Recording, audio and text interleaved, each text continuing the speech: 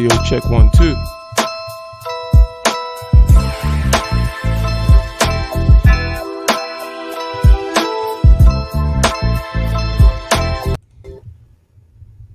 Bam, in your face, just like that, abruptly. We come right in. Ain't that right, Dr. Thunder? Yes. Let's go.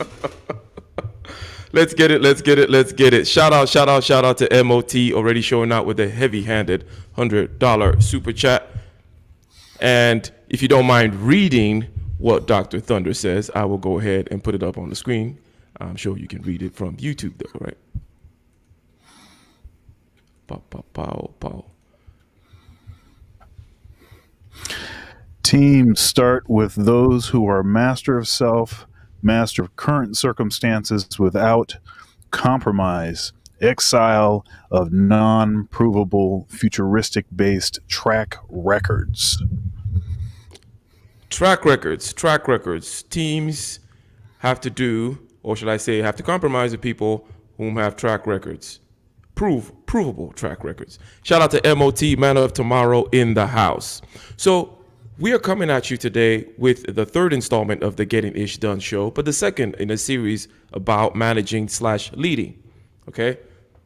And I think a recap is, shall I say, appropriate at this point. Okay. We started out last time, if I give quick 2 minutes on the recap here. First of all, go back and watch the first, okay? Go back and watch the first in the series talking about leading/managing, okay? That's the first aspect of recap. Number one, we started out talking about this is not about the natural propensity of people to follow you per se. We're not talking about leadership, okay? There is a distinction with a difference between leadership per se and management per se. So we're not just talking about people just naturally wanting to follow you. We're talking about guiding a group of people towards a task, meeting that task within constraints, typically budgetary and time constraints. Number one, Dr. Thunder came out and said, you got to understand if you're a type A manager or a type B manager. What's a type A manager? A type A manager shows up in the boardroom. He says, hey, team, we got to do this thing, okay? And what we need to do right now is you're going to handle task A, you're going to handle task B, you're going to handle task C. I'll do D. It should take about this long, okay? When you guys are done with it, let us know, and then we'll complete it with E and F next week. Good? Right? The type A leader can typically do all these tasks himself. He has his own way of accomplishing everything. He has already kind of, shall we say, storyboarded or sketched everything out, and then he comes out and then he just doles out the tasks. A type B manager, okay, is going to be more likely to ask questions about, hey, Anderson, what do you think is the best way to go about doing this particular thing? Right? There's going to be more back and forth. A type B leader, by definition, is going to get more out of the team in terms of their specialized, what they bring to the table. He's going to take the time to find out their specialized way of doing things so that he can bring out the best out of each and every one in the team. The second thing that we mentioned is you want to be able to do every task. Before you go about trying to lead a team, manage a team, you want to, from A through Z, have done everything in the spectrum of tasks involved in a particular endeavor. Okay, you want to have done the printing of the flyers, the marketing, the selling, right? Maybe it's a concert that you're doing or something like that. You want to have arranged the stage before. You want to have been the sound guy before, right? This way, you know how long things take, the kind of effort that it takes. Okay, you can commiserate with those other people. You can solve the problems. You can hop in and actually do things if need be. If it's a situation where all hands are on deck, there needs to be all hands on deck, then you can do that. And then also you cannot be deceived as to how long things take, and so you cannot be fooled, and so on and so forth. And then we talked about the different dimensions along which different people vary, such that you're going to need to vary the way you manage them. One of them is, let's say, compensation, right? We talked about some people needing some more backslapping type stuff. Other people will just, they just want the money, right? I think you gave an example. And they're asking him, well, how about, what do you think you want? And he's like, money. Are you sure that's all that money? How about, are you sure there's nothing else that we get? Money, right? So another dimension in which they would vary, presumably, is in creativity, right? Or should I just say styles of operation, right? Some people require a little bit more of a box put around them. Let's say you're an accountant. You don't want to give your accountant all kinds of leeway and creativity to do all kinds of crazy stuff. But other people, you can kind of leave to be kind of free and loose and so on and so forth. So there's some dimensions along which they vary, and on and on. We covered quite a few topics last time, and these are kind of like the three main points. And then as a result of us seeing that, hey, we haven't really begun to drill in deep into this topic, and also because people were asking for a part two, here we are, Dr. Thunder. So I'm gonna give you the first word on this one. I did a little teaser earlier on today, a stream talking about the fact that some of the things I want to touch upon have to do with change. But before I get into the additional items, okay, that affect management, any thoughts as far as the salient points that you wanted to add to this particular discussion? Yeah, so yeah, definitely go back and check out the first part to this. I think some really great points were made. And yeah, I mean, and there was some good action in the chat. So you want to check that out. But, I wanted to jump right in and talk about respecting people's time. I have worked for a number of different bosses, and the ones that I felt that I got the most done and was the least amount frustrated were the ones that were very organized. They always had an agenda. They always, anytime we got together, there was a purpose for us to get together. And there were outcomes that they wanted. And they made those things very clear. And so we could just work towards those things. And as soon as those things were done, then the meeting was adjourned. Mm-hmm. Okay. Not this, well, we have an hour. Let's fill up the hour with a bunch of crap. I have other stuff to do, and I'm sure everyone else does too. I remember one guy I worked for, and he was a musician. And I mean, I had done my part. So I was like a band director, and he was kind of overseeing, me and the band and stuff. And I did what I was supposed to do. I convened a rehearsal, got all the cats there. And this dude shows up late. I mean, this is his thing. This cat shows up late, like halfway through the joint. And then he's like, well, why did you get these guys together? I said, this is your thing. I'm doing a favor for you. I'm doing your job right now, and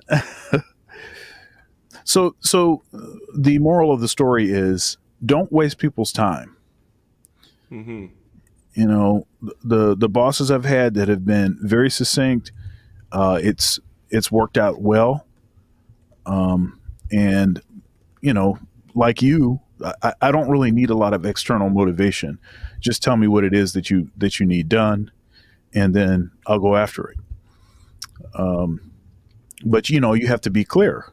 You have to be able to tell me. Sometimes what people do is they don't realize that the vision that they have, other people can't read their minds. It's almost like this thing where there's some sort of expectation for you to sort of go above and beyond, though you are, you're reaching in the dark trying to figure out what it is that you're doing. I'm not going to do that. It's a waste of time. You need to tell me what it is that you need me to do, and then I will go do it. You need to explain it in a way that I can understand it, right? A lot of the I think the skills that I have as a leader, they were learned as a follower. Hmm. You learn both the things that you you want to emulate, and you learn the things that I'm not doing it that way. When I become, hey, when this is my show, I ain't doing it that way. you Hmm. know. So Yeah, I mean, this is something that definitely resonates with me. No surprise there in terms of don't waste people's time. Okay, I understand that you're busy. Okay, people are busy. You should understand that as well. Now, so if you happen to be 2 minutes late for something, fine. But if you're 2 minutes late and you're not prepared and you're coming in there hemming and hawing, you cannot communicate. You don't have a clear agenda. You don't have a goal. You don't have an ask, as they call it in modern day corporate jargon, right? You don't have something specific that you're trying to get the people to do. You don't have a particular behavior you're trying to get them to change. Then what was the point of this whole crap? Even in a sales presentation, for example, because this thing cuts across, there are many ways to manage. So if I'm doing a sales presentation, I am managing the crowd that day, the people whom are there to presumably listen to my crap and that I'm trying to convince. I'm the one manage. It's my show. I'm managing that. So I always come in within the first two sentences, okay? And I have this one sentence rule about everything, which is that you need to be able to state in one sentence what exactly is it you're trying to do. I don't care how complicated something is, right? Well, what created the whole universe? You could say it's the Big Bang, or you could say, well, it was God, or you could say whatever it is. You need to be able to say it in one sentence. Now, that one sentence could take a very systematic breakdown approach or libraries worth of books to kind of expound upon, right? But you need to have one sentence. So I always come in, I have my attention and then intention and then big claim. Attention just means how am I going to get their attention today? What is the thing? And then the attention, which is intention, that is, okay, I am here to sell you X. I am here to demonstrate that X can save you 50% on whatever, right? And then, that is what I am trying to get. So even in a situation where it's like, here's a sales meeting, right? I don't assume that people know what this is about. You know what I mean? It's like, yeah. I'm from this company, I do engineering, blah, blah, blah, and it's a sales meeting. But still, I make sure that I boil it down to one sentence that I'm going to tell you, this is exactly what we're doing here today. This is exactly what I expect to get out of you at the end of this thing. And I'm taking full responsibility for that thing happening. Okay? I'm respecting your time 100%. It's my full responsibility to make sure that these things happen within this time period, and you can now chill and relax. So I 100% agree with you on that there. Now, was there anything since anything else you wanted to add about that respecting of time other than the fact that have an agenda, okay? The fact that you need to respect people's time, by the way, is kind of a given. It's just a question of simple common sense, common courtesy, and so on and so forth. And then having an agenda and making sure that things get done because people have other things to do. Is there anything else you wanted to add to that vis-a-vis managing a team? I did want to poke a little bit at uh, common sense. You know, it used to be that certain things were common and that you wouldn't have to say things like, please respect my time. Please don't waste my time. You know, uh, that's the one thing that I can't get more of. Right. And you just stole some from me because you weren't organized. It seems like should be common. It's not common. Um, it's good sense, but uh, it used to be that common sense and good sense was the same thing. It's not the case anymore. Um, if you're in a situation where this is tricky, but where you have a boss and you feel like your time is being wasted, I think you have to be diplomatic and careful about the way that you do this.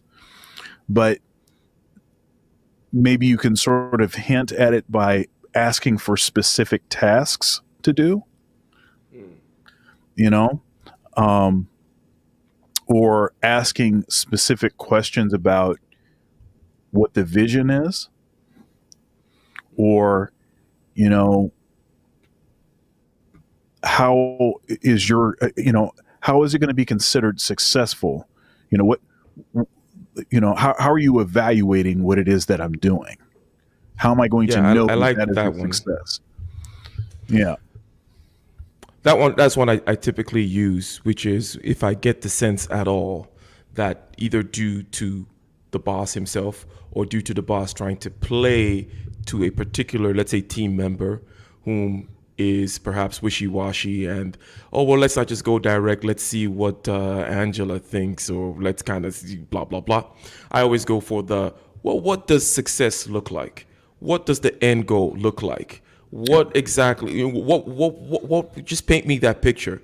And then they can start painting that picture. And insofar as they're painting that picture, it's not a waste of time, right? It may not still be, it may not be very direct, like, okay, we want A, B, and C, and then we want this thing over there in the corner of the picture, and we want some grass at the bottom.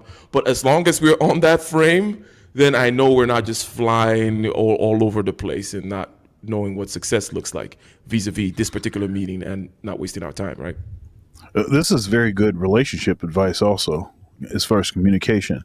So if you're going to get into, arguments or whatever, people that are in relationships tend to get into arguments. That's just it's the human condition. And if you've been with someone for long enough, then the tendency is going to be to get into the same sort of argument over and over. It's just a very common thing that happens.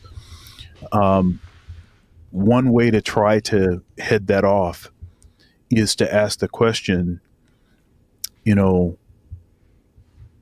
what is going to be a successful outcome for this conversation? What is going to be, a successful, how okay, so if we do X, Y, and Z, how are we measuring how that is actually happening? Because sometimes, it's also it's kind of a first world problem, but sometimes people just want to have something to complain about. And so you can sort of diffuse some of that by requiring that there be some sort of parameter for what it is that is being discussed, and if it is a successful conversation or not. Spoken very much like a man there, Dr. Thunder. So as much as I hate acronyms, the corporate jargon, you've heard of SMART targets, right? The simple, measurable, attainable, relevant, and I believe time bound. I think, again, one of these, perhaps the evidence of the death of common sense is the emergence of all this ridiculous, stupid jargon that people talk about. Because that it's like, well, of course, a goal should be attainable. I had to freaking create a whatever simple, measurable, attainable, relevant. Like, oh, the goal is not relevant. It's kind of crazy, but definitely it's the kind of thing that I kind of different people have different skills. One of the things that I have is being able to just drill down to the basics of whatever the hell it is going on here. Like, it's like, okay, what exactly are we trying to get at here? And whenever the meeting starts to go in a weird way, I can just go in there and just kind of, hey, what is the end goal? What does the painting look like? What blah, blah, blah, that kind of a thing, right? Yeah. Now, I wanted to get your take on my whole idea of change and stuff like that, okay? Or shall I say change, and there's this whole subset of management which is called change management, another BS type talk. But one thing that tends to happen is change in life. Haha, surprise. Now, one way in which things can change is, shall we say, change in actual team members, right? You cannot have the same team members forever. There is churn, there's turnover, that kind of a thing, right? However, you want to maintain continuity vis-a-vis the goal, Yes. vis-a-vis your performance, processes and procedures, quality of work. Now, change is not so bad if you lose a horrible teammate, but what tends to happen is, or shall I say, another thing that could happen is that you lose a good teammate and you find out too late that you were leaning too much on this particular person. So let's say, for example, you're running that kitchen that I used as an example last time, right? And Chef Jay just has this special touch how he makes his scallops and his chicken breast, and it says, well, let's just stick with the scallops. Okay, you have a recipe. Okay, you have a recipe and you have a system in terms of, we always bring out the scallop from the refrigerator, we always raise the temperature to like close to room temperature, we make sure it is dry, we make sure that the pan is at a certain temperature before we put in the hot oil, and then we put in the scallops. We always make sure that we use a particular ratio of curry to salt to pepper, always that same ratio, blah blah blah. But there's something that Chef Jay does that just is different. And a lot of times these Chef J types can't necessarily tell you, okay? Now they could if they wanted to sit down and break it down to, and pay attention to it, but they're not that type of person per se. You know the type, right? They have this particular thing that they do, whether it be in the playing of the sax or the cooking of scallops in this case.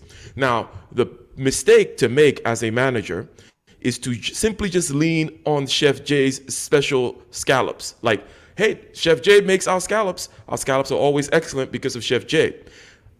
Rather, what you should do is try as much as possible to augment that list of procedures, your scallop procedures, to what Chef J is doing. In other words, watch Chef J closely. You may find that, hey, he does not put 100% of the seasoning on the scallops, right? As it says in the recipe, right? In the beginning, he puts like 80% of the seasoning, and then right before he does the butter and the basting of the butter, he puts the last of the curry into it, and then he does not think about it. He does not even really know why he does it. It's intuitive, in other words, right? He knows, but it's an intuitive thing. He just knows that it's going to be better for the scallops if he puts it that last 20% of seasoning right at the end. Watch and then change your system to that. In other words, another stupid jargon, best practices, right? So watch your best performers, and rather than just lean on them, go and look at your processes, procedures, systems, what have you, and make sure you try to closely match what they're doing. You're never going to be a 100%. You're never going to have a system that 100% replicates what Chef J is doing in terms of his scallop preparation, or whatever this great engineer or this great musician or this great accountant does. You know that he gets fabulous results. He must be doing something differently, right? He's a great salesperson. He must be doing something differently. So rather than just 100% lean on them, go ahead, augment your systems or change your systems, best reflect what he is doing, so that now you tell everybody now puts 80% of the seasoning first, and then before you do the butter basting, put the last 20%, because that's one thing I noticed that Chef J does. It indeed is a contributing factor to the fact that he has the best scallops in this team, and so on and so forth, because Chef J will leave at some point. That great salesperson will leave at some point, and if you were just completely leaning on them rather than using them to upgrade your system, then you're going to be left, whatever the little cliche I'm going to say here is, right? But yeah, what do you think about that? Up the creek without a paddle. Exactly. You know, so yeah, you have to get, so part, I think part of the issue is you have to be willing to learn from the people that you bring in. You have to learn what they can teach you, and you have to listen to them. I think our last episode, I said something about, if you're not yourself inclined to understand the sort of the bleeding edge of technology and just be, just know what all of that technology is and how that, yeah, if that's not the case, then you have to hire someone that is that way. You have to hire someone that is that way, and you have to be willing to listen to them. That's the whole point. You have to listen to them. If you're not willing to listen, you're going to miss out on I mean, you have to listen. Now, one thing that I think that frequently happens. Now, I've worked for some churches, some big churches, and sometimes what happens is folks get in this sort of groupthink, and then it gets conflated with quote unquote hearing from the Spirit of God or hearing from the Holy Spirit, right? Because a bunch of people are thinking the same sorts of things. Now, they've all been sort of conditioned to think the same things, by the way. And so it's likely that it's just a cultural thing or just based on who they hang out with. They often is the case that it's a really closed group that's making a lot of the decisions. And then everyone is sort of like seeking to say that perfect thing in the perfect situation that seems to resonate with the group, and you have all of that kind of thing. So it's like people are kind of focused in on the same thing. So it's not hard to believe that folks would come to would have similar ideas. So but often is the case is that they'll say, well, the direction that we were going, you know what, we're throwing that baby out with the bathwater. It's a new day. We're going in a new direction, right? And so by doing that, you alienate all of the people that gave, sweat and tears and extra time because they believed in the original vision. And then you just willy-nilly change the vision to something else, which is likely going to mean that people are probably going to leave, and maybe based on how things get allocated, there's no longer will be budget to pay certain folks to do what it was that they've been doing all this time, right? And the company probably wasn't really listening to those folks anyway. So not only are they changing direction, but they're letting people go that are quite critical to the, sort of day-to-day operations that they themselves have no idea of what's actually happening. So, like in politics, for instance, one of the reasons why the whole left-right paradigm is kind of phony when they make all these crazy promises. It's like, oh yeah, we're going to do all of this stuff. Well, the thing is the reason why 95% of that stuff doesn't happen is because when they actually get in office, then the people that are actually on the ground, the people that actually understand how the machine works, they said, that was really great. I'm inspired by you're a great speaker. I just think that, this is a great situation for our country. We better leadership and everything. But here are all the reasons why you can't do most of that stuff that you just said. You can't do it. And that's why no matter who's in office, really, we only experience about a 3% difference in actual policy, right? 100%. Yeah, it's because we, it's because the people that are on the ground that actually run the machine, they actually know what's possible, and you need those folks.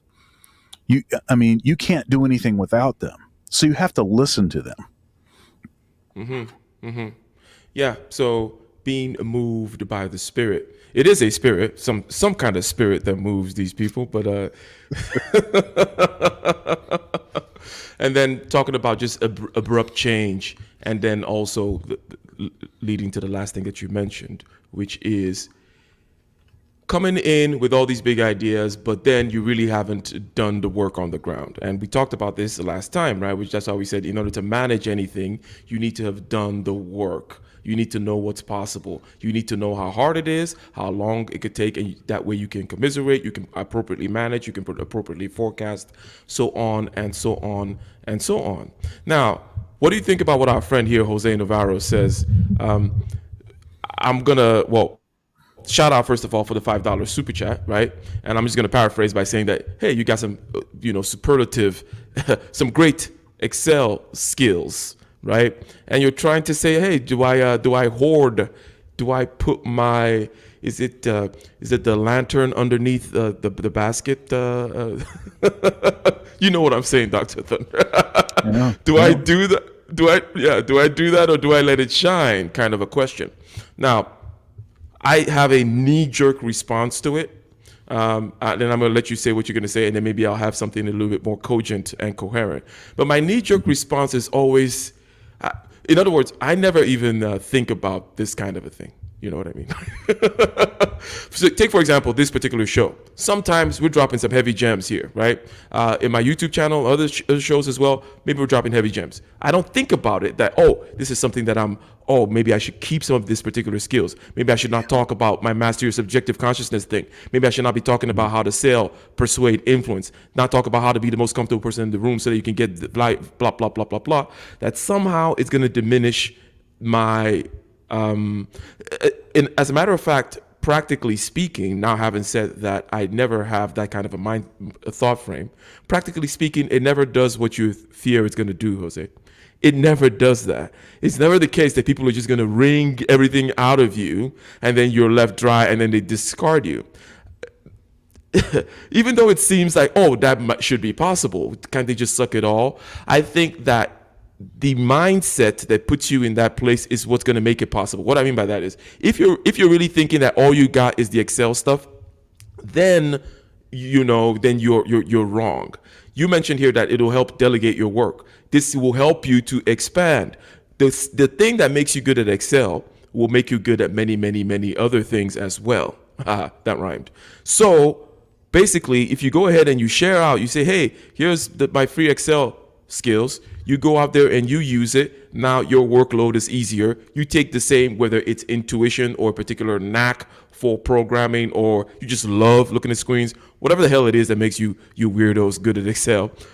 You can go apply that thing to something else, and then something else, and then something else, and you just keep on moving steps and steps ahead. You're compounding compared to what you may think. You think you're going on this linear growth trajectory. You're actually compounding in terms of your ability to stack skills and so on and so on and so on. So never put yourself in that mindset where you're trying to stash some kind of thing that you have. No, put it out there. The Gary Vaynerchuk's of this world talk about jab, jab, jab, jab, jab, right hook, or basically just give, and then you ask, right? You'll ask for something. Trust me, you have a whole lot more to give, and it always redounds to your benefit, as they say. What are your thoughts, Dr. Thunder? Yeah, I mean, I try to be generous. I want to be generous. That's something that I appreciate about, all of my teachers. If we talk about my music teachers, and it's something that really annoys me about folks that I know are not being generous. It bothers me, that they're not being generous. And it's not because I feel like I need to get more out of them or something, but it's just it's kind of a cringy kind of thing. So, and you find this you find this in academia.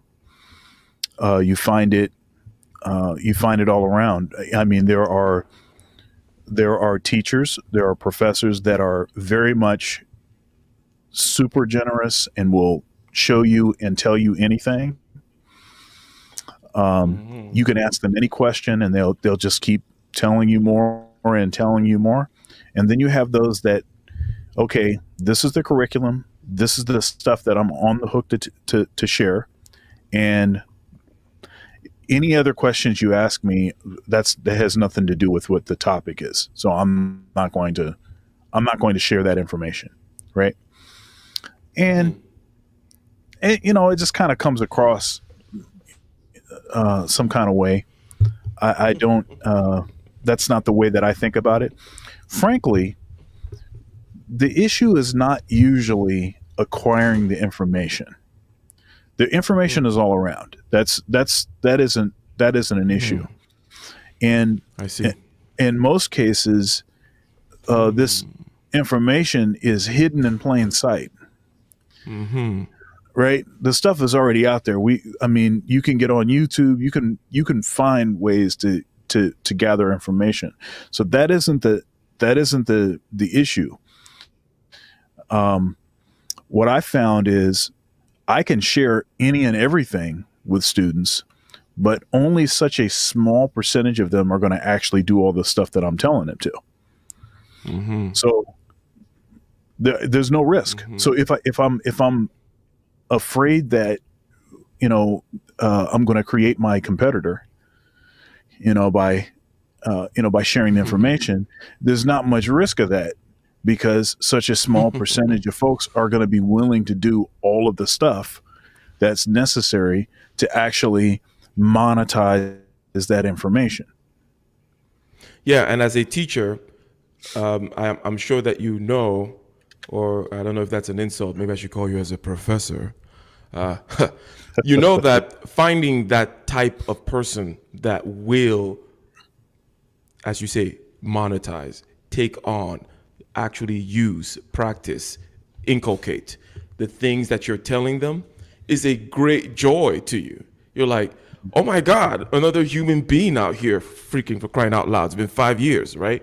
That kind of thing, So, however, if I were to just continue with our friend Jose and what he says next after the super chat about training your managers, because I think it's something that also dovetails with this change conversation that we're having. We're talking about managing, again, ladies and gentlemen, we're talking about managing a team. Okay, there are many things that go into doing it. One of the things that go into it is respecting people's time, as Dr. Thunder said. And now we're talking about change. Okay, we talked about the fact that you need to augment your systems, change your systems, bring new best practices into your systems based upon the best individuals in your team, rather than just lean on them and then they leave and then boom, performance goes down, process and procedures and all that kind of stuff goes out the window. Results go out the window. Another aspect of change is people would want to move up. And this is what Mr. Jose is alluding to, right? Some people are trying to move up. Some people are feeling like they're training their managers, their future bosses, so on and so forth. Now, I'm going to say something about this and then we can expound upon this more. People are different in this regard as well, and that's where you need to understand your team. And I believe, okay, that whenever you have a team, you should immediately start talking about what their next job is, right? And start even training them partially for that next job for very practical reasons. Number one, you don't want them to actually leave you when they go get that next job. You're trying to actually be the kitchen manager. Let's start looking at what it takes to be that. Oh, you're trying to leave the kitchen and go to the front desk, or you're trying to leave marketing and go to sales. Let's start getting your sales skills up. Here are these particular courses that you can take, blah, blah, blah. Train, right, for the next position. And guess what? Besides the fact that it is less likely that they will leave you, and I'm going to bring it to this, the concern that Jose has here. But besides the fact that they will not leave you, or it is less likely, nothing is 100%, when they go for that next position, also, you get the benefits, okay, of let's say the person is in the kitchen, but they are trying to go to the front desk, whatever the front desk means in hospitality, right? Someone who is in the kitchen who now knows these skills of the front desk, or someone who's in engineering and trying to go to sales, right? And you're teaching them communication skills and so on and so forth. You're getting the benefit of an engineer that has good communication skills. And therefore, they're going to be more responsive to the clients. The clients are going to be happier. The clients are happier, or the end goal is being served better. That helps the entire organization, okay? So always find out what people are trying to do. Hey, everyone, A, B, C, D, E. What are your goals? What are your aspirations? Where are you trying to get next to? And where's the next spot after that? In case that's just another means to an end, right? What are you thinking 2 jobs ahead? Start training those people for those jobs. They will stay with you. Even if, let's say, for example, you don't have a marketing department and you have this particular guy, he's, you're an accounting company and so on and so forth. You have this accountant that you're working with, and he's obsessed with marketing. You don't have a marketing department. You don't have a web marketing kind of situation, but this is something that he does. Okay. And you're like, oh, that's cool. Perhaps we can help out in this particular regard with that kind of a training, give you time to do this, that, and the other. And guess what? You already see where this is going, Dr. Thunder. He can be the reason why you now have a marketing department, right? He can start saying, hey, you know what? We can put Facebook ads over here and we could do this and we could do that. As a matter of fact, I've joined this particular organization. What do you think? You want to pay for my dues on there. That way we can do X, Y, and Z and promote our company. Now he becomes the new head of marketing 3 years down the line. He doesn't leave you. He is actually bringing more value to you while he's there doing his accounting job by learning marketing. And boom, you expand it now. Now you got a marketing department because you simply listen to where people are going. Now, there are some people like me, for example, whom I don't give a damn about your company and your titles, okay? I think I was always a good employee. But the point is, I don't care about titles. It's like what we talked about the other. It's like money. Oh, what do you think? What else do you think we could? Money. Well, are you sure that's all we? Money. Okay. I don't care what title you want to give me. Okay. I have other things to do. Okay. I have a book to write. I have songs to write. Perhaps I have a gig to do. Perhaps I have a YouTube channel I just started. There's 1,000 things I have to do. Yeah. The least of my concerns is what you call me in your stupid company. Right? I don't give a damn about that kind of stuff. So that's my type of person, right? And to that end, I don't mind giving away all my, whatever it is, my skills, teaching people, doing all that kind of stuff, because what I'm there to do in that company is what I'm there to do, is what I like. Oh, I want to, you get what I'm saying. But the point is, Jose, you figure out what exactly is it that are you okay just staying in your particular position, right? And then being like, hey, I'm going to leverage my abilities here, the fact that I'm training all these people and so on and so forth to ask for money, because you need to strike while the hammer is hot. If it's money that's your thing, strike while the hammer is hot. You're like, hey, I'm training all these people. Hey, you guys are asking me for all this help. You guys gonna pay me? That kind of a thing. Or if you actually want to move up, then leverage that. Move up. Don't be worried about the people whom, oh my God, I'm training my bosses. You gain the soft skills, the negotiation skills, and so on and so forth to actually move up. Now, that's a mouthful, but basically things will change, right? Things will change regarding people trying to move up in the company. Know the ways in which people are trying to change so that you can train them in that particular regard and then benefit from them. You should know yourself what you're trying to get out of the company. And then all these things tend to resolve themselves. What do you have to say there, Dr. Thunder?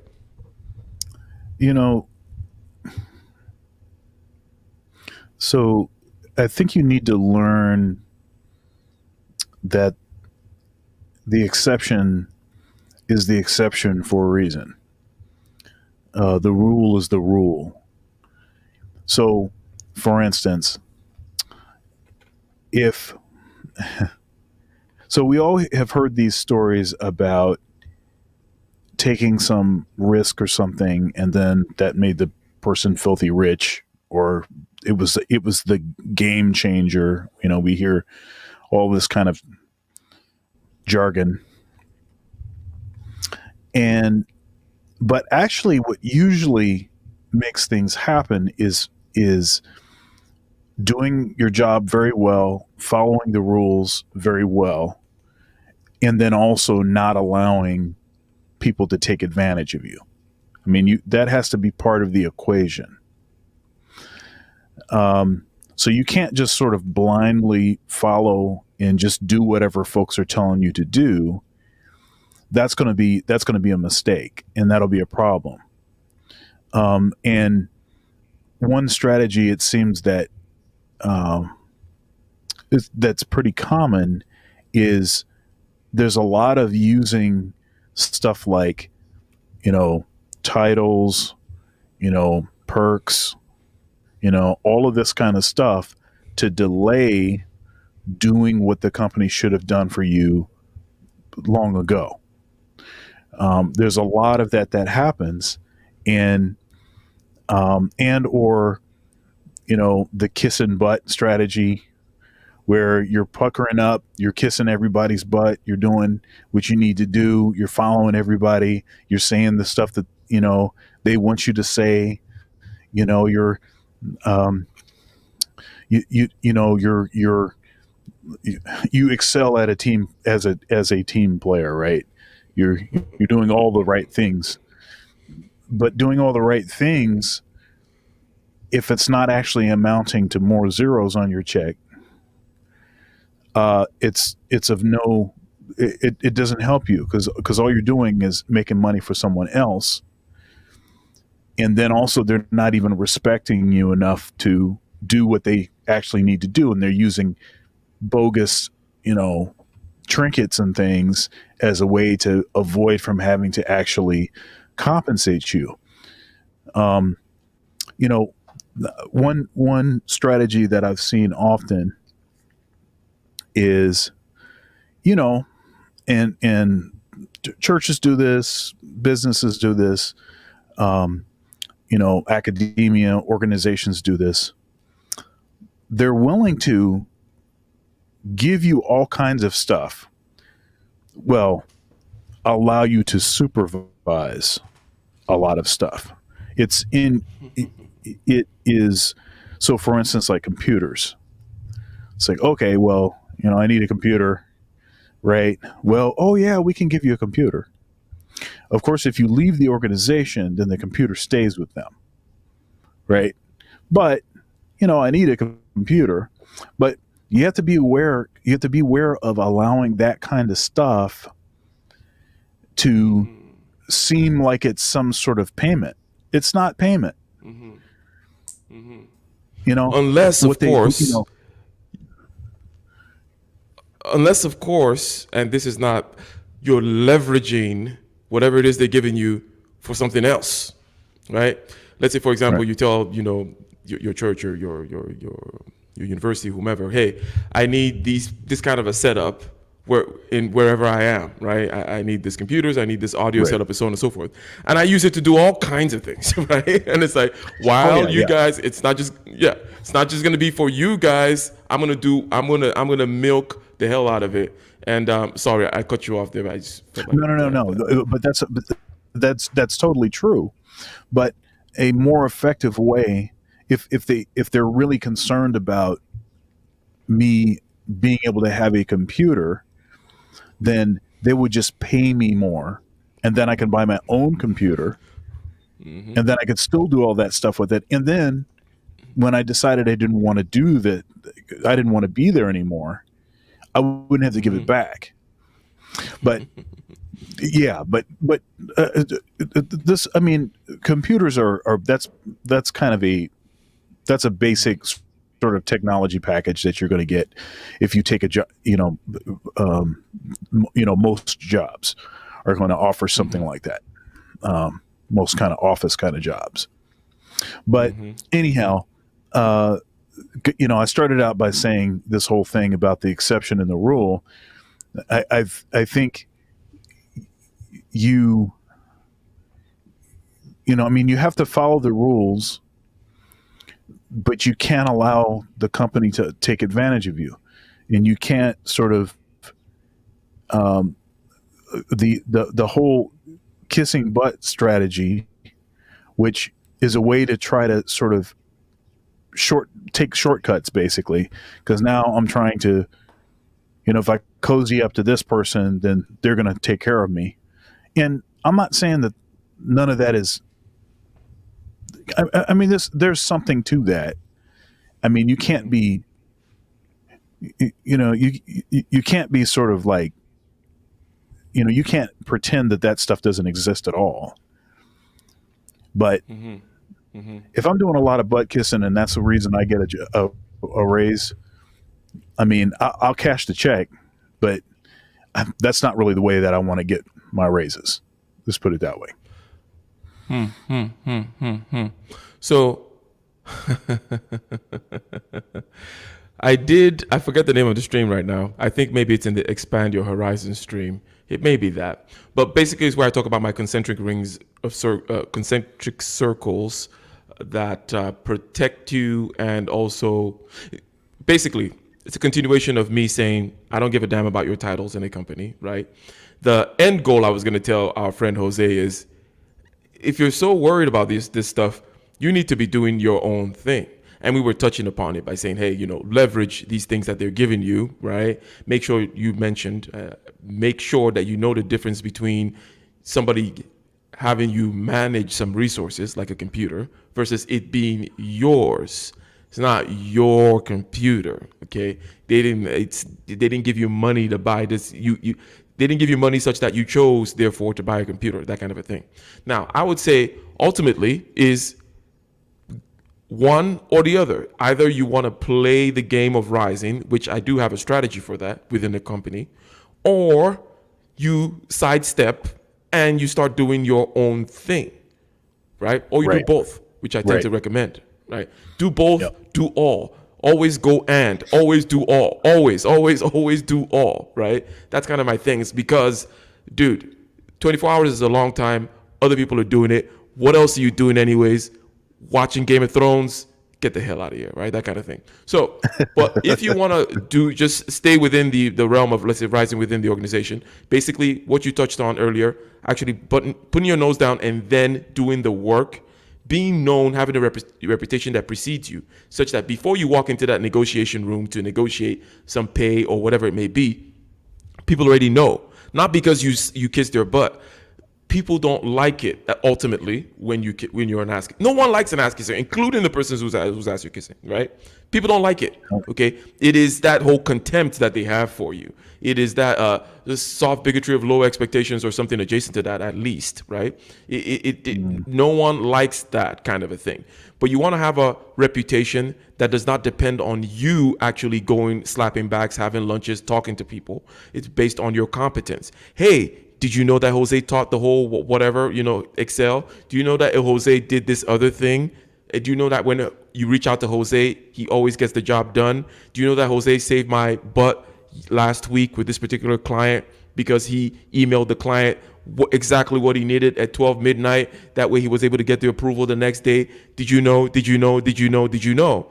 This way, you don't have to tell any. You could just focus on your work. Okay. Now, obviously, you got to be highly competent to do this. And if you're not highly competent, then why the hell are you not? Right? I don't like excuses. Okay. Like, I'm not interested in bullshit. Right? Why you're not highly competent? Why you're not always pushing? So if that is the case, then let it be known. How is it going to be known? By you helping, by you doing things for people. It goes back to that whole thing that Jose is asking about. Well, if I start helping these people, is it gonna diminish my? No, it does not. You're gonna have these concentric rings whereby if anything then happens, Jose did not fill out this particular form you're like, screw it. Jose just made me $20,000 last week. Jose just improved the margins of this company by X, Y, or Z. I don't give a damn the little form that Jose did not fill. Jose all of a sudden now gets exempted from all kinds of things. Jose now has the ability to write his ticket if he so chooses. So that's my whole strategy for rising within the company. It's just basically competence, having a reputation that precedes you. It's more of a long game, okay? But it is more unassailable. A reputation based on what other people say about you versus what you say about yourself is more unassailable. Let me say that again. Because you're very competent and because everybody knows you they know you, their clients know you, their clients' foreman knows you, everybody knows you. Why? Because you're competent and they talk about you. That's more unassailable than what you told them over lunch or how great of a joke teller and butt kisser you are. Now, that's my whole kind of rising within the ranks. However, also, you should step outside of those freaking ranks and start doing your own thing. Take your Excel skills, put up a shingle somewhere, and start doing Jose Excel, whatever, right? You should. 100%. Thanks. So, I don't know. Yeah. Yeah. So, part of what you're saying is the reason why testimonials are one of the best forms of marketing. If you can get people that use your product or service to make a video or to post something, or any of that kind of stuff, that's like some of the best, I mean, maybe that's the best way to market stuff, because it's not you talking about the product, it's someone else that purchased the product and they're singing its praises. Yeah. The the benefits of having, what's the word now? Referrals. Basically, just referrals are cheap, right? You don't have to spend a lot of advertising dollars and so on and so forth. Referrals are also the trust that you get from someone, your client A referring you to his cousin, who now becomes client B. You cannot buy that kind of trust. There is no way there's not an amount of money you can put in to getting the word from a cousin, right? Right. And that is 100% key. And you cannot begin to reap any of these benefits unless you start doing stuff for yourself. Unless you start, again, I don't care how small it is. Maybe it is your cousin that you go, and I did a stream talking about business growth, right?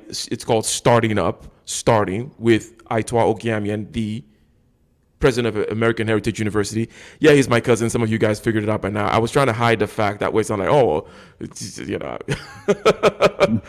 Aitoa is my cousin, whatever.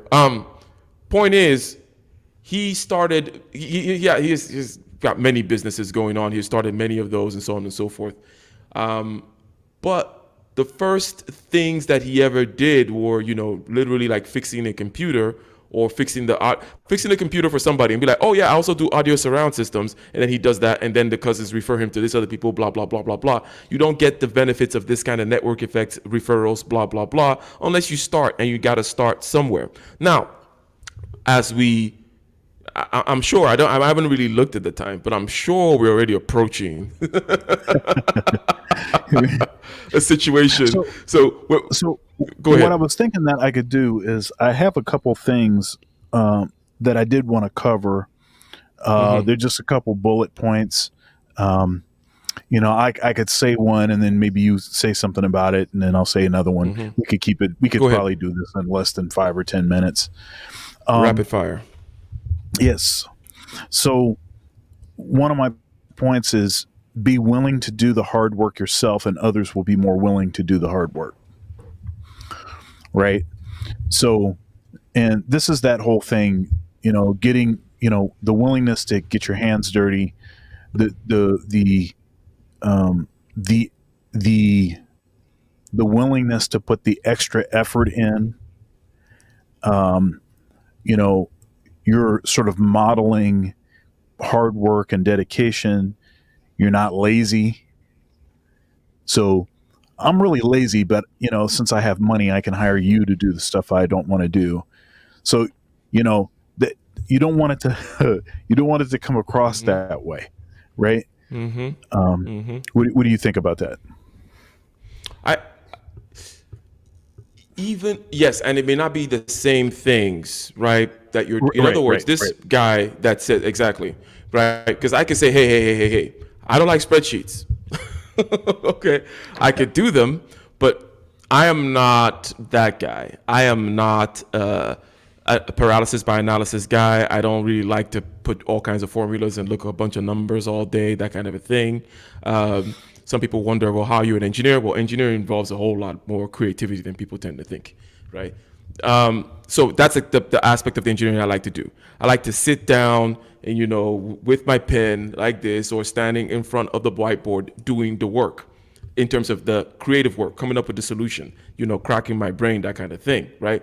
So I'll tell as long as they see me burning the midnight oil, doing that stuff, Ike always has the answers, okay? Then I can say, hey, I don't want to touch Excel, right? I pay you for that, okay? These are the kinds of systems that will help me to get the solution. So here are the ways in which, to formulate it, and so on and so forth. You go ahead and do that. I'll go ahead and do this. I think it perfectly dovetails with what we were talking about earlier in the last stream about being able to do everything so that you can manage appropriately, because there's nothing as bad as one of those managers that has only used the Lotus 123. They used to draw by hand. They never used AutoCAD. They don't know anything about any current software. They never touched the computer. There's almost nothing. If you're doing, even if it's one or two things that you're working really hard at, like I said, like I like to do the creative side of the engineering and so on and so forth, then obviously too, I'm going to need to do some Excel, even though I don't like it, right? I'm going to be abreast with the drawing software and so on and so on and so forth. Therefore, I'm going to be abreast of the latest technologies. I can commiserate. I can get my hands dirty if it is the case that, hey, there is no, this guy is swamped. My employee is swamped. I need to get down and do the work. Then I can. And then when he sees me doing that, that whole leadership side of things now gets activated, right? The innate capacity or willingness for people to follow you, I believe, is what you're trying to harness here, right? What you're trying to hack, if you will. Because when people see you getting your hands dirty, when they see the general in front of the line, right, then they'll go. It's like, hey, if I'm gonna die, right, I'll as long as Sergeant or General Slaughter with the eye patch and the great stories of valor, he's in front. Hey, it's a good day to die. That kind of a thing, right? Another thing on this list I had was never berate or downplay an idea presented in an open meeting. Ask for a private meeting to discuss your concerns. So a big issue with this is, so say you hired a hot shot, and this dude is brilliant and he's got all these great ideas, but you jam him up in meetings all the time. Pretty soon he's going to stop thinking of those ideas, at least for you. He might be still thinking of those ideas for someone else, but he's going to stop thinking of those ideas for you. Now, sometimes jamming somebody up in a meeting, it might not be that you intend to berate the person. It could be that your strategy or the way that you're wired is to think of the logistics and then to use the logistics to jam him up. It's like, well, we have certain policies in place and X, Y, and Z that doesn't agree with the, a certain policy that we have, or a certain, whatever it is, but inherently it's a great idea, but we're not going to be able to do anything with it because, so if you do that too much, you're going to end up with someone that's not going to be thinking of those ideas for you anymore. And that's a big mistake. This is a common mistake that academia makes. So you hire assistant professors, and so the way that this works at Ohio State, for instance, is if you're hired on a tenured track, then you're an assistant professor, and in the tenured track, it usually ends in 6 years, and it's up or out, which means you either get tenure and then therefore you're promoted to associate, and then your position is permanent, or you don't get tenure, and you basically get 1 year to go find a job somewhere else. You're done. That's how that works. It's not necessarily that way at every institution. Some institutions allow you to get sort of like multiple cracks at it, but at Ohio State, there's no multiple cracks. It's a one time deal. So good luck. But something that frequently happens is, assistant professors, they have a lot of, they tend to be younger. They have a lot of energy. They've got a lot of newer ideas. Because they're younger and because they're coming into the institution later, their ideas are going to be, dare I say, more relevant than the ideas of someone that's been, in the tenure bubble for 30 years, because that person has no interaction with the real world. So, I mean, they interact with the real world, but there's no jeopardy attached. Okay, that's what I mean by that. So, if you keep jamming the assistant professor up, the younger faculty up, the junior faculty, so to speak, you keep jamming them up. And, I remember from, when I was an assistant professor, I have a file full of ideas. And I just started keeping this list of all of these ideas that were basically being, maybe not intentionally so, not because they were trying to they weren't trying to, it's because the institution was not necessarily ready for those ideas. Now, frankly, and I don't want this to seem like too much of a back patting session, but many of the ideas that I presented and they were rejected, if we had acted on those ideas, there's certain things about the way that we function now that we wouldn't have some of the issues. But what are you gonna do? I mean, you after a while you just stop thinking of ideas, And by the way, Doug Pierce, who is in the chat, him and I have a show on my show tomorrow called Thunder's Thoughts. We're doing a live stream at 4:15 p.m. And we're going to be discussing the sort of mainstreaming of the red pill.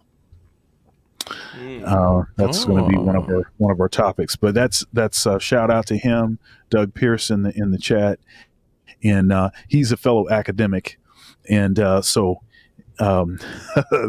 this comment that he made about tenure sucking, he has some thoughts about that. So, but excellent. Yeah. So I do have a couple of thoughts on that, which basically don't, in a public setting, go out throwing cold blankets on the ideas of idea generators, if you will. Now, if you remember in the last stream, I talked about this particular individual. I think I called him David, right? That has all these ideas, right? And you should know the type, because one of the key things, okay, if you watch that last stream, which you go back and watch, is besides knowing the kind of manager you are, you should know the different parameters along which different people vary so that you manage them differently. There's super creative types that just have a whole bunch of ideas. You need to understand what's going on there, right? It may be the case that the ideas are not necessarily actionable, okay, but don't throw cold blankets on them, because you don't know where you're going to find the gems. Now, to the whole point, though, of making sure that you're not wasting people's time, I said in the last stream that you go ahead and you create a particular avenue, particular brainstorming space or session, whereby David gets to say all his ideas, puts them all out there. It is your job as a manager, as a leader, to go out there, sift through them and say, I never thought about this before. He ancillarily, just as some kind of wild tangent he was going on, actually solved this other. The reason why we were never able to implement this X idea, this thing that David just mentioned as a throwaway line, actually helps us solve that. If you threw a warm blanket or threw a cold blanket, whatever it may be, on David's ideas in a public setting, so he will not do that anymore. Plus, if you don't understand that these kinds of people are there and that they exist, and it's your job to go out there and get the nuggets, then you're going to lose, as you say. He's not going to be generating ideas for you anymore. He's going to be generating for somewhere else. Now, just idea after idea after idea can be annoying to certain people, especially people like me, who I like to hone in on what's the actionable one, what's the simple one, what's going to get us to our goal tomorrow, right? However, I do know that, hey, here's a space. Okay, sorry, David. Here's the kids table over there. Go take your crayon and write all over the wall, write everywhere. I'll come back later and I'll look at it. These people are quite useful. So I definitely agree with you there. Plus, you don't want to be doing it in the public setting and so on. On the academia point, because I listen to Lex Friedman. Shout out to Lex Friedman, Artificial Intelligence podcast, the AI podcast, and even in places where you don't think it'll happen. Now, I know that's kind of silly because you're human beings everywhere. All the human frailties and foibles are present everywhere. So places like MIT, for example, where you think, oh, these guys must be very pragmatic and, they're a bunch of engineers over there. No, it's the same crap. It's the same, people not wanting to change. It's the same people not wanting to challenge things. It's the same people saying, oh, we work on artificial intelligence, but if you try to actually work on defining intelligence, for example, or if you try to actually work on anything that's kind of outside the narrow little, just adding little incremental steps to their machine learning software, then you're trying to think from first principles, that kind of a thing, and on and on and on. And you have this new fresh people coming in that are wanting to think from fresh principles, right? Like the Elon Musk type of people that want to really go back down to brass tacks and say, what exactly are we trying to do? How can we not have a definition of intelligence, but we're talking about doing artificial intelligence, that kind of a thing, right? So 100% there. What other nuggets you got for us? So a couple things. I wanted to read this super chat. Had a boss that was not ashamed of saying that she hired us to work less as a manager. We knew it, but the condescending tone was not leadership wise, right? I mean, that's exactly what I was talking about. Thanks for this. Thanks for the super chat. Also, Doug gave us some change, some bread. It says, "Love you, cats. Great discussion, gentlemen. Keep cooking." Yes, and we're going to continue the cooking tomorrow on my channel, on my Thunder's Thoughts program at 4:15. One other thing, if you don't mind me, we plug in. Second Thursdays, I have a live stream with my band, Dr. Thunder Quartet. And you want to check that out. That's going to be at 7 to 9 p.m. Eastern Standard Time on Thursday, the 11th of March. So that's this Thursday. It's going to be on my channel. I'm actually live streaming to YouTube, to Facebook, and to Twitter. But catch it out on, catch me on YouTube. Appreciate the support. Last time it was, lots of folks from this community came and supported, and financially so even. So I really appreciate that. And by the way, nice. Whatever super chats come in, whatever Cash App, well, I'm not going to speak about the Cash App, but whatever super chats come in, we're putting back into the show. We're putting back into this show. So thanks for the support. Yeah, much appreciated. 100%. And go ahead, plug away, because this is the point. Yes, he's a tenured professor. Yes, he's on YouTube. Yes, he's got the band. Yes, he works at the church. Yes. That is the point of all this. You need to get ish done. That's why the show is called Getting Ish Done. To get ish done, you got to leverage people and so on and so forth. I wanted to say get your thoughts as to this one thing that I teased, and then we'll close it out, right? What I teased earlier in the live stream was a live stream back at the hotel where I had a meeting earlier today. I talked about when you're going to, because my whole thing today was kind of like change vis-a-vis as it relates to management, right?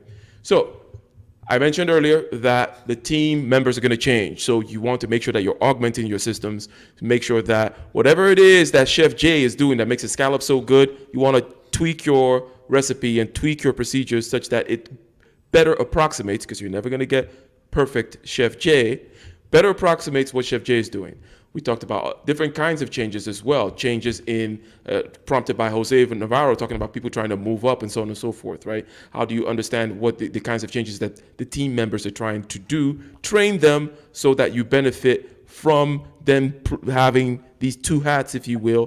Plus, when they decide to move on to this target of theirs, they don't leave your company, right? They stay within your company and continue the progress there. Now, there's something about changing systems.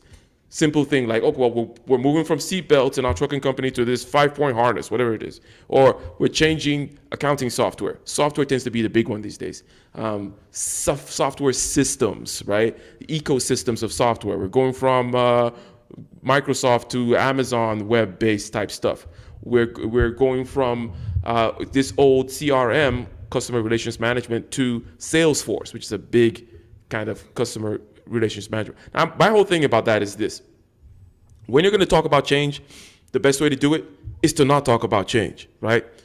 People will adapt if you simply don't focus on what is actually changing, okay? And let me get a 1 in the chat because I want this to be kind of clear, and I'll ask Dr. Thunder. So basically, if you have the change in this particular system, what you come by and you start saying, 95% of your conversation should be about what hasn't changed in the company. We're still a company that strives to be the best accounting company in, Mississippi, whatever it may be. We still try to give the customers the best experience. We don't want to duplicate efforts. We try not to duplicate efforts by doing this, this, and this.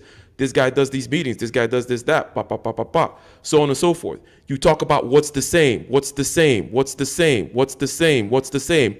And then, oh yeah, by the way, the same information that you've been putting on this spreadsheet, now it's just going on this website. That the last 5% there is all you talk about.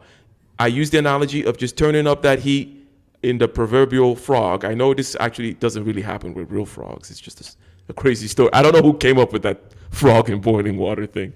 It's funny though. It's like the whole skinning cats thing too. It's interesting. But the point is, you tell the frog, hey, we're still in the pot. The water is still 5 inches high. The surroundings of the pot is still black. The top of the pot is still transparent. The floor is still silver. Everything about the pot is the same. And you just turn the temperature up or turn the temperature down a little bit. They'll assimilate to that change. They'll take that information they were put in a spreadsheet and they'll just move it to your new Salesforce website. But if you flip it and went 95%, hey, here's this new website. We'll be getting you your new login information. Make sure that you switch from this to that. Make sure that you trash the spreadsheet by the end of the month. It's just going to be like, oh my God, Notice the difference. Notice the difference. The first time I just said, hey, we're the same company. We try to do this. We try to be the best in this particular thing. We're still trying to do that. We're always striving to make sure we don't duplicate efforts with information gathering and dissemination within ourselves, blah, blah, blah. And by the way, all that information we put in the spreadsheet, put it over here, right? What are your thoughts regarding that? When you're going to talk about change, don't talk about the change, right? That's the best way to get people to change. 90%, what's the same? And it doesn't, even if you're changing the goals of your company, right? All you got to do is talk about the values of your company that hasn't changed, right? We're moving from commercial to residential construction, right? We're still a company that tries to give our clients the best experience. We're still a company that makes sure that we have the best drawings that are out there. We're still a company that makes sure that we use the best software. So all the things that are still the same. And by the way, we're just switching from concrete to wood now because we're doing, that kind of a thing. What are your thoughts? Yeah, I mean, focusing on the values is always going to be I think is always going to be the best play there, because if you start focusing on the stuff that's going to change, then what if you have folks that are there that were the ones that developed the things that you're going to change, so then it sort of alienates them.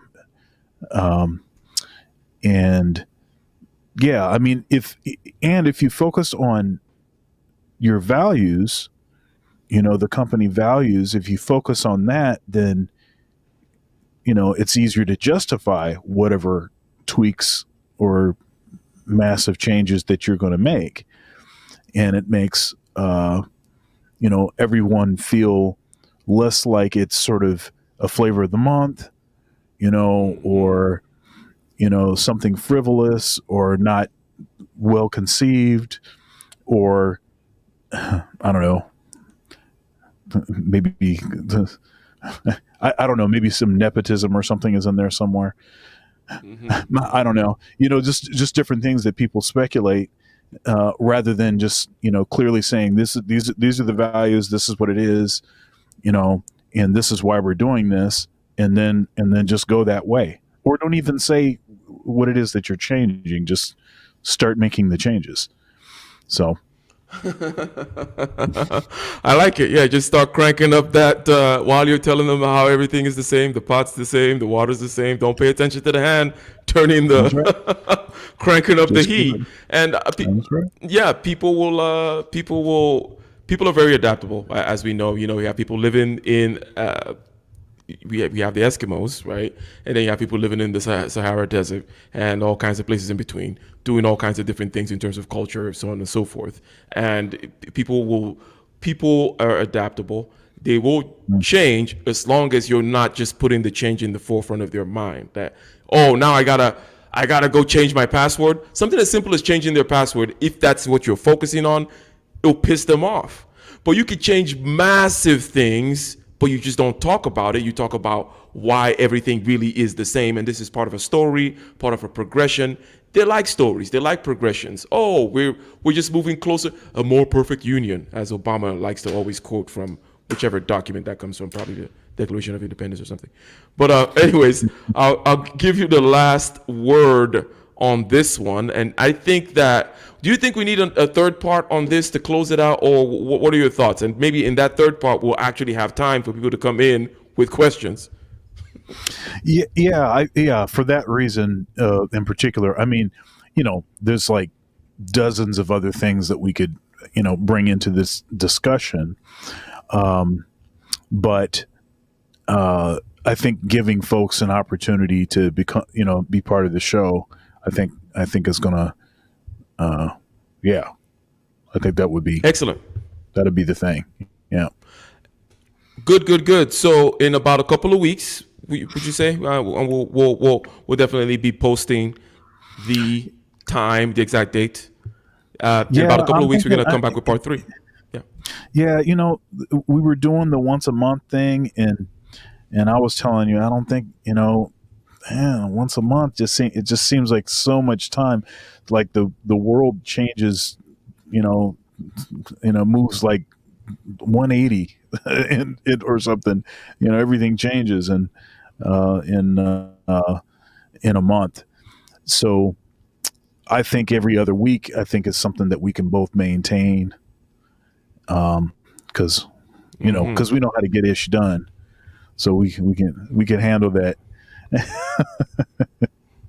Indeed. So, part 3, and we'll definitely make sure that we have time. The main focus of part 3, speaking of having an agenda and sticking to it and so on and so forth, is we're going to have enough time, at least a 45-minute chunk, for you to come in with questions that are relevant to the topic, okay?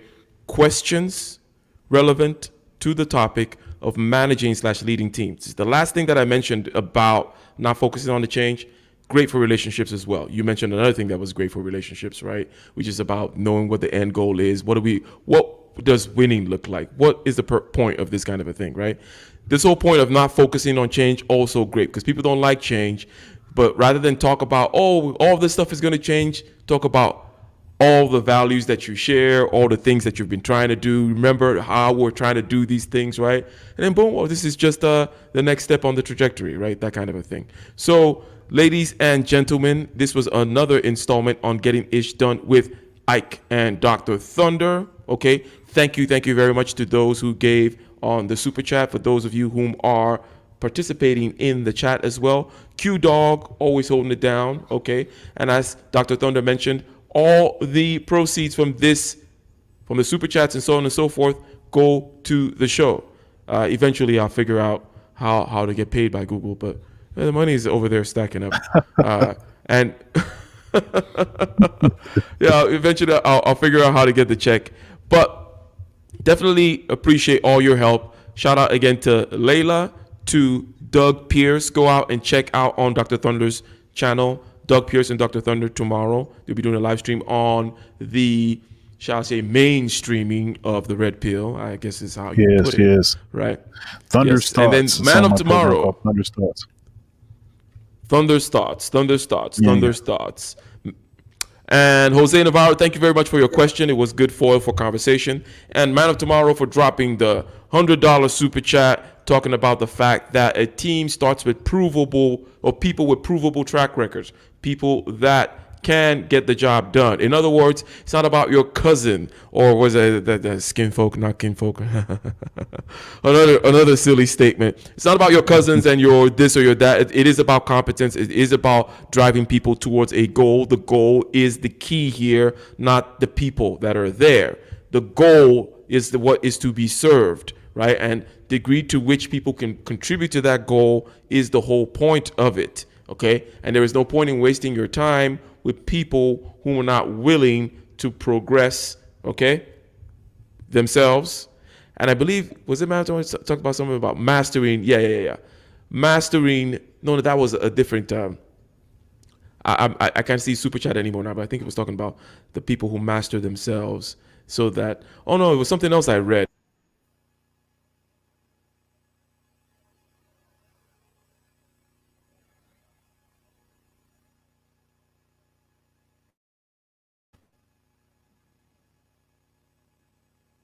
But it is appropriate to this. So, ladies and gentlemen, shout out to you. Shout out to everyone. Join us in 2 weeks for part 3. And we will go out with Dr. Thunder. We still haven't made our song, have we? Not yet, but it's yeah. We'll get that happening. We will get that happening. All right, ladies and gentlemen, we are out. Peace.